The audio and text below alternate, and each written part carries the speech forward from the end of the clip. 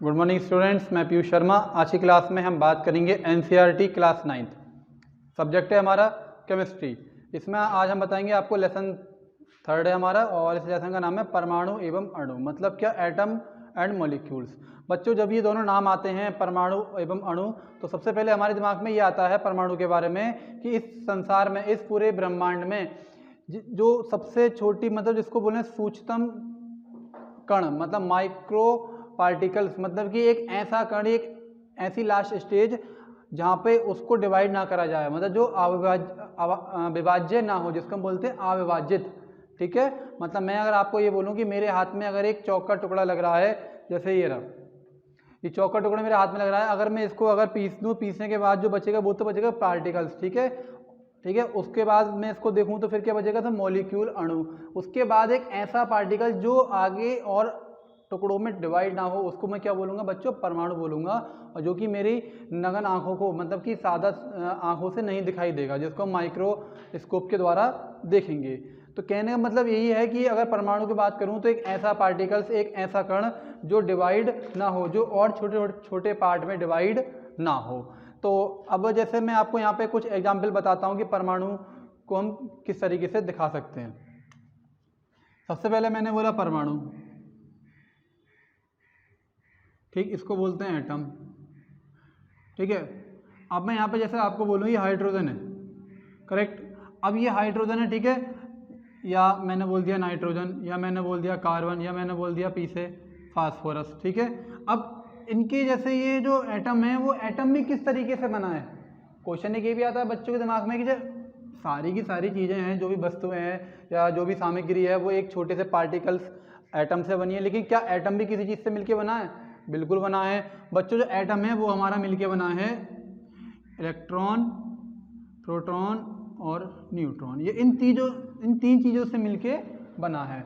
अब बच्चे सोच रहे होंगे सर ने ये क्या बताया, इलेक्ट्रॉन, प्रोटॉन और न्यूट्रॉन। तो बच्चों मैं आपको बता दूं, हमारे इस पूरे यूनिवर्स में, पूरे ब्रह्मांड में जितनी भी चीज़ें हैं, उन सब के अंदर इलेक्ट्रॉन होते हैं। जैसे अब इलेक्ट्रॉन का चार्जेस होता है बच्चों, नेगेटिव होता है, ये भी याद रखना। ठीक, और प्रोटॉन और न्यूट्रॉन, प्रोटॉन की जो नंबर्स होते हैं, प्रोटॉन की जो संख्या होती है, वो इलेक्ट्रॉन के बराबर ही होती है, इलेक्ट्रॉन के बराबर होती है।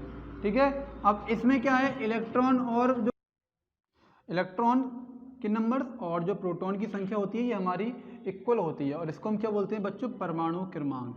क्या कहते हैं इसको, परमाणु क्रमांक कहते हैं, मतलब एटॉमिक सीरीज कहते हैं। अब मैं यहाँ पे ये बताऊँ, ये जो मैंने आपको परमाणु क्रमांक बताया है, क्यों बताया है, क्योंकि बच्चों जैसे ही आप 10th स्टैंडर्ड, 11th और 12th स्टैंडर्ड पे जाएंगे तो आपको एक टेबल मिलेगी जिसको हम बोलते हैं आवर्त सारणी, पीरियोडिक टेबल। ठीक है, इस पीरियोडिक टेबल में इतने सारे एलिमेंट्स हैं, इतने सारे तत्व हैं, या इतने सारे हमारे एटम्स हैं कि जिनको एक सीरीज के अनुसार, मतलब स्टेप बाय स्टेप रखा है। क्या मतलब है, अगर मैं बोलूं कि 1 नंबर पे बच्चों हाइड्रोजन है, ठीक है, 2 नंबर पे हीलियम है, 3 नंबर पे बच्चों लिथियम है, तो ये जो 1 2 3 जो लिखा है मैंने, ये क्या है, इसका परमाणु क्रमांक है। क्या है, परमाणु क्रमांक है, ये इसका परमाणु क्रमांक है। और अगर मैं आपसे ये कहूं कि इसमें कितने इलेक्ट्रॉन है हाइड्रोजन में, तो आप बोलोगे सर कि जो जितना इनका परमाणु क्रमांक है, उसी के अनुसार इस पीरियोडिक टेबल में हमने एलिमेंट्स को रखा है, तत्वों को रखा है। फिर आप कह सकते हैं कि इसमें अगर ये 2 नंबर पर है, या 2 इसका परमाणु क्रमांक है, तो इसमें इलेक्ट्रॉन भी कितने होंगे बच्चों, 2 ही इलेक्ट्रॉन होंगे। ठीक है, तो ये चीज़ हमारी क्लियर हुई। परमाणु हमारा क्लियर हुआ कि परमाणु क्या है, कि एक ऐसा अविभाज्य कण है, एक सूक्ष्म कण है, जिसको हम और छोटे छोटे पार्ट्स में डिवाइड नहीं कर सकते। हमारे माइंड में क्वेश्चन आया था कि ये जो एटम है, ये भी किससे बने हैं, तो मैंने आपको बताया था ये जो एटम है इलेक्ट्रॉन, प्रोटॉन और न्यूट्रॉन के बने होते हैं। ठीक है, अब इसमें परमाणु हमारा क्लियर हो गया। अब मैं बताऊंगा आपको बच्चों अणु के बारे में कि अणु क्या होता है।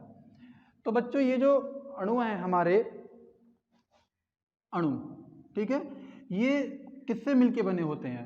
अणु बच्चों परमाणुओं से ही मिलके बने होते हैं। ये जब 2 परमाणु आपस में किसी केमिकल बॉन्ड, रासायनिक बंध के द्वारा जुड़े हुए होते हैं, तो हमें अणु प्राप्त होते हैं, या अणु हमारे बनते हैं। क्या मतलब है, देखो अणु को बच्चों हम क्या बोलते हैं? मॉलिक्यूल बोलते हैं इंग्लिश में।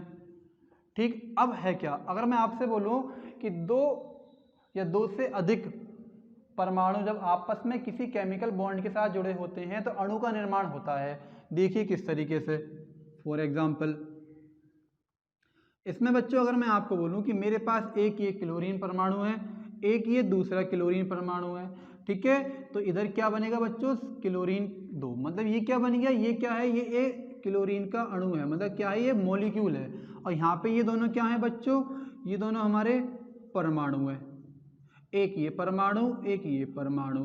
तो ये दोनों परमाणु मिलके क्या बना? अणु बना। लेकिन मैंने क्या बोला था कि ये केमिकल बॉन्ड से जुड़े हुए होते हैं। केमिकल बॉन्ड का मतलब क्या है? जैसे बच्चों ये क्लोरीन है। अब एक थोड़ा सा आपको एक स्टेप ऊपर बताता हूं मैं। क्लोरीन बच्चों पीरियोडिक टेबल जो आप 10th में पढ़ोगे उसमें 17 नंबर पर है, करेक्ट। अभी 17 नंबर पर है तो ये जो क्लोरीन है, दोनों अणु ये आपस में एक केमिकल बॉन्ड के साथ जुड़े हुए होंगे। अगर हम इसको सिंगल सिंगल बोलेंगे तो ये परमाणु है, लेकिन जब ये दो परमाणु आपस में अभिक्रिया कर लेंगे या आपस में बॉन्ड के साथ जुड़ जाएंगे तो ये क्या कहलाएंगे? हमारे अणु कहलाएंगे, जिनको हम क्या बोलते हैं? अणु बोलते हैं। अब जैसे 2 लगा हुआ है इसमें 2, तो उसको हम बच्चों क्या बोलेंगे? एक तरीके से द्विव परमाणु या द्विव अणु, ठीक है। अब एक एग्जाम्पल और ले लीजिएगा क्लोरीन के अलावा। अगर बच्चों मैं एग्जाम्पल ले लूँ नाइट्रोजन का, तो एक नाइट्रोजन एटम मेरे पास ये है, एक नाइट्रोजन एटम मेरे पास ये है, तो ये क्या बन गया? N2 बच्चों डाई नाइट्रोजन। और ये क्या है? ये मॉलिक्यूल है, अणु, करेक्ट। अब जैसे मैंने आपको बताया परमाणु और अणु के बारे में, थोड़ा सा और बता देता हूँ। ये जो बच्चों परमाणु है इसके बारे में सबसे पहले महर्षि कणाद ने बताया था, ठीक है। जैसे हम सोचते हैं कि सारी की सारी चीज़ें हमारे यहाँ जो विदेशी वैज्ञानिक हैं उन्होंने उनकी परिभाषा दी है या उन्होंने उनका आविष्कार किया है, ठीक है, लेकिन नहीं, कुछ चीज़ें ऐसी हैं जो हमारे भारत में प्राचीन दार्शनिक थे महर्षि कणाद, उन्होंने बताया था परमाणु के बारे में, ठीक है। और जॉन डाल्टन ने 1803 से लेकर 1808 के मध्य में इसका एक सिद्धांत दिया था, ठीक है। अब ये जो परमाणु और अणु हैं इनके प्रति मैं आपको कुछ सिद्धांत बताने जा रहा हूँ। तो सबसे पहला जो सिद्धांत बताऊँगा बच्चों में, द्रव्यमान संरक्षण का एक नियम है, वो आपको बताऊँगा कि वो क्या है। हमारा नेक्स्ट टॉपिक है वो। क्या बोला बच्चों मैंने? द्रव्यमान संरक्षण का नियम। अब द्रव्यमान संरक्षण का नियम है तो बच्चों कहीं ना कहीं इसमें मास की बात आ रही होगी, ठीक। अब मैं यहाँ पे डायग्राम बना रहा हूँ, ठीक है। मैंने बच्चों डायग्राम बनाया, ये एक फ्लास्क लिया, ठीक है। इस फ्लास्क के अंदर मैंने एक यहाँ कॉर्क लगाया है, इस कॉर्क में एक होल है और होल से मैंने एक धागे के द्वारा इसमें एक टेस्ट ट्यूब लटकाई है। क्या लटकाई है बच्चों? टेस्ट ट्यूब लटका दी मैंने। अब इस टेस्ट ट्यूब में मैंने क्या किया? इस कॉनिकल फ्लास्क में बच्चों मैंने एक अलग कंपाउंड लिया है, ठीक है, और इस कॉनिकल इस टेस्ट ट्यूब में एक अलग लिया है। अब मैं अगर आपको बोलूं तो मैंने इसमें जो लिया है कॉनिकल फ्लास्क में बच्चों बेरियम क्लोराइड लिया है, जिसको BaCl2 इसका फॉर्मूला है। हम इसको हिंदी में भी लिख के बता देंगे आपको, ये है आपका बेरियम क्लोराइड, करेक्ट, ठीक। अब ये जो टेस्ट ट्यूब है इसके अंदर मैंने क्या लिया है ये मैं आपको बताऊंगा। इस टेस्ट ट्यूब में बच्चों मैंने लिया है आपका सोडियम सल्फेट, सोडियम सल्फेट। इसका जो केमिकल फॉर्मूला है वो है बच्चों Na2SO4। अब मैं आपको ये बताऊंगा कि बच्चों ये मैंने डायग्राम क्यों बनाया है, इसके अंदर मैंने अलग अलग जो कंपाउंड्स हैं वो क्यों लिए हैं। क्योंकि बच्चों द्रव्यमान संरक्षण का जो नियम है, ये नियम ये कहता है कि रासायनिक अभिक्रिया में द्रव्य को मतलब मैटर्स को ना तो उत्पन्न किया जा सकता ना ही विनाश किया जा सकता है, बस खाली उसकी जो स्टेट है उसको हम चेंज कर सकते हैं। अब देखिएगा हम किस प्रकार से इसको चेंज करेंगे, ठीक है। अब ये है, अब मैंने क्या किया, मैंने आपको बोला सबसे पहले हमें कॉनिकल फ्लास्क लेना है, उसके अंदर एक टेस्ट ट्यूब लटकानी है धागे के द्वारा और ऊपर कॉर्क लगा देना है, ठीक है। अब मैं क्या करूँगा, इसको थोड़ा हिलाऊंगा डुलाऊंगा, क्यों? क्योंकि जो टेस्ट ट्यूब के अंदर जो कंपाउंड है और जो कॉनिकल फ्लास्क के अंदर जो कंपाउंड है वो आपस में मिल जाएँ। अब इस पूरी रिएक्शन को हम एक रिएक्शन के तौर पर ही देखेंगे। मैंने क्या लिया बच्चों, सबसे पहले बेरियम क्लोराइड लिया, ठीक है।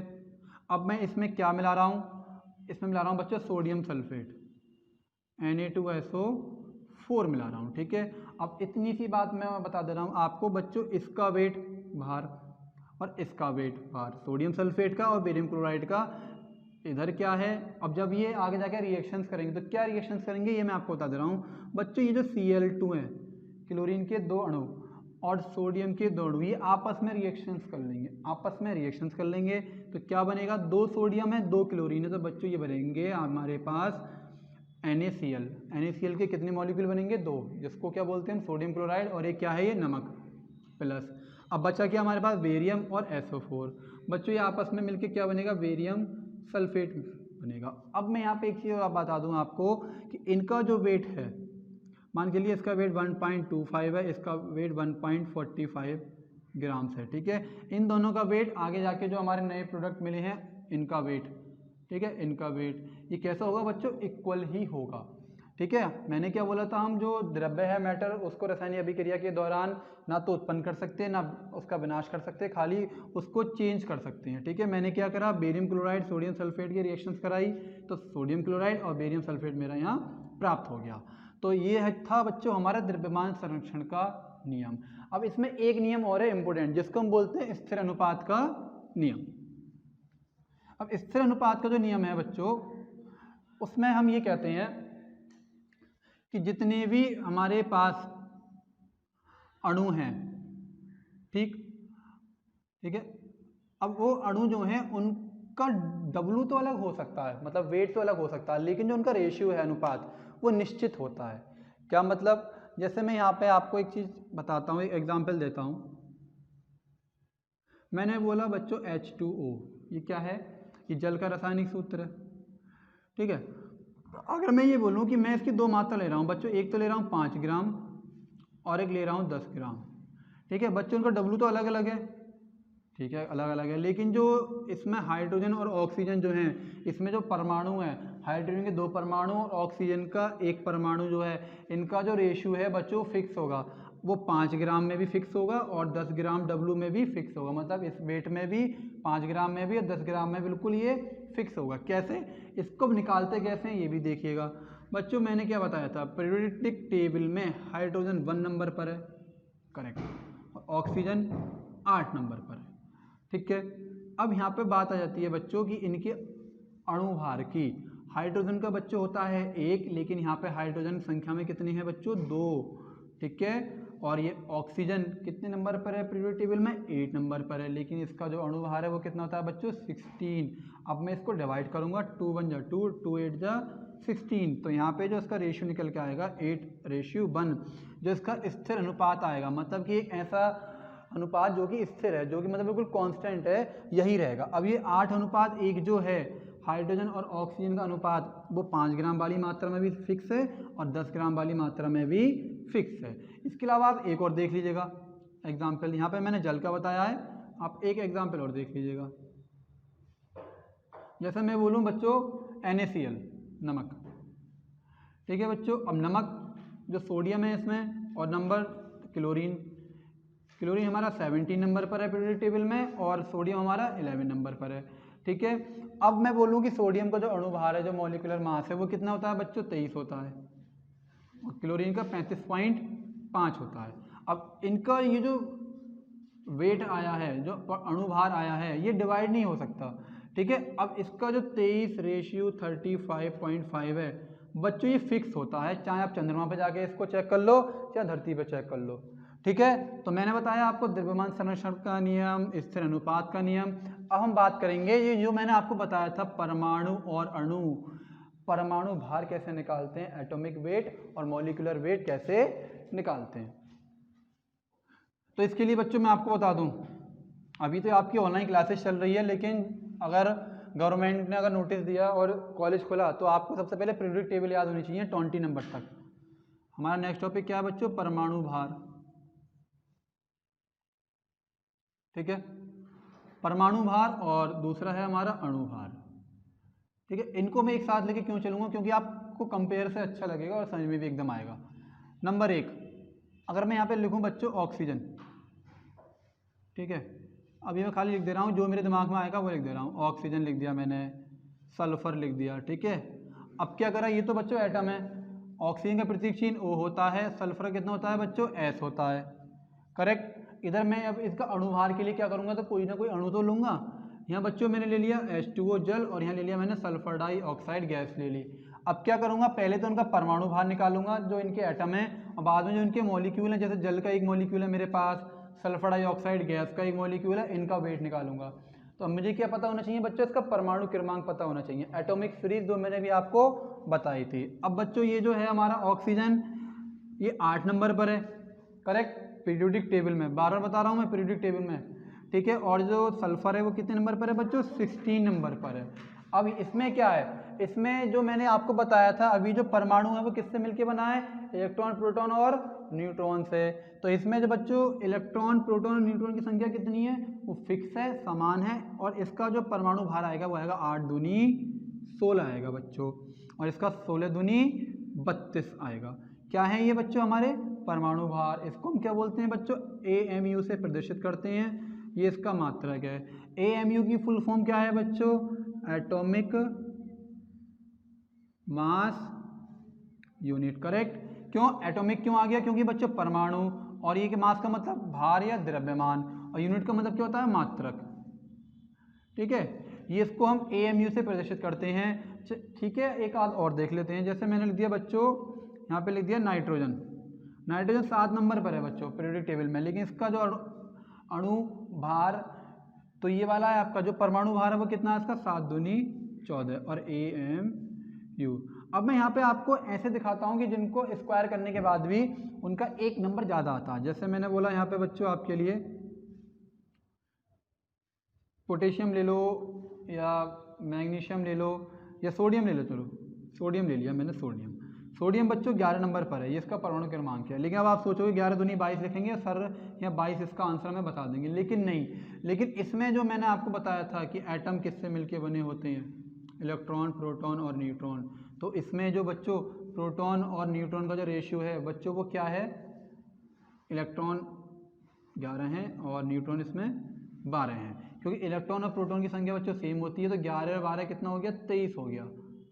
कितना हो गया बच्चों, ये 23 हो गया, 23, ठीक है। अब ये 11 दूनी 22 में हो गया, कितना आ गया इसका बच्चों, 23 AMU। और AMU का मतलब क्या होता है, एटॉमिक मास यूनिट। तो हमारा परमाणु भार क्लियर हो गया। अब इधर हम बात करेंगे अणु भार कैसे निकालते हैं, क्योंकि बच्चों अगर हम पे अणु भार निकालने के लिए क्या करेंगे, सबसे पहले हमें परमाणु भार आना चाहिए, इसलिए मैंने आपको परमाणु भार पहले बताया था। अब बताऊंगा अणु भार।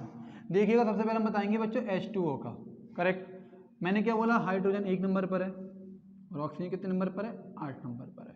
अभी यहाँ पे मैंने ऑक्सीजन का क्या लिखा था बच्चों, परमाणु भार कितना लिखा था, 16, और हाइड्रोजन कितना लिखा था बच्चों, 1। ये अभी हमारा हो जाएगा, ठीक है। हमें क्या निकालना है, H2O का। तो बच्चों ऑक्सीजन 8 नंबर पर है, और हाइड्रोजन कितने नंबर पर है, 1 नंबर पर है, कोई प्रॉब्लम नहीं है उससे। इसको यहाँ लिखते हैं ऑक्सीजन को, ठीक है। अब मैं क्या करूँगा, इसको निकालने के लिए हाइड्रोजन का परमाणु भार 1, और हाइड्रोजन के जो अणु है वो कितनी है, 2। बीच में लगाऊंगा बच्चों प्लस, और ये जो हमारा ऑक्सीजन है इसका परमाणु भार कितना है, 16, क्योंकि ये एक ही है, ठीक है बच्चों। अब ये 16 ही हो गया, और 2 कितने हो गए, ये 18 हो गया। तो 18U, ये क्या आ गया हमारा बच्चों, इसका अणु भार आ गया। एक और देखते हैं, यहाँ बता देता हूँ मैं आपको, ठीक है। ये हमारा हो गया ऑक्सीजन वाला। अब मैं यहाँ पे आपको जैसे बता दूँ, सल्फर का ले लो, सल्फर डाइऑक्साइड गैस का ले लेते हैं, ठीक है। अब अभी मैंने यहाँ पे आपको सल्फर का बताया था, सल्फर का कितना बताया था परमाणु भार, 32, ठीक है। अब यहाँ पे क्या करना है, सल्फर और ऑक्सीजन, ऑक्सीजन कितना होता है परमाणु भार 16, और परमाणु भार यहाँ पे सल्फर कितना है 32। इसी से हम क्या बनाएंगे, अणु भार बनाएंगे। अब सल्फर, ठीक है, परमाणु भार इसका 32 प्लस ऑक्सीजन का परमाणु भार कितना है बच्चों, 16, लेकिन ये ऑक्सीजन कितनी है, अणु 2, तो 32। तो बच्चों 32 ये, 16 दूनी 32 ये, तो ये कितना आ गया बच्चों, ये हमारा आ गया 64 आ गया। तो आज की जो क्लास थी इसमें मैंने आपको बच्चों परमाणु के बारे में बताया, अणु के बारे में बताया, द्रव्यमान संरक्षण के नियम के बारे में बताया, स्थिर अनुपात नियम के बारे में बताया, परमाणु भार निकालना बताया, और अणु भार निकालना बताया। तो बच्चों ये जो आज की हमारी क्लास थी, जो हमारा लेसन था क्लास 9th का केमिस्ट्री लेसन नंबर 3 परमाणु एवं अणु, आज ही हमारा कंप्लीट होता है, और सैटरडे को हम इसकी PDF आपको दे देंगे। तो सी यू लेटर, बाय।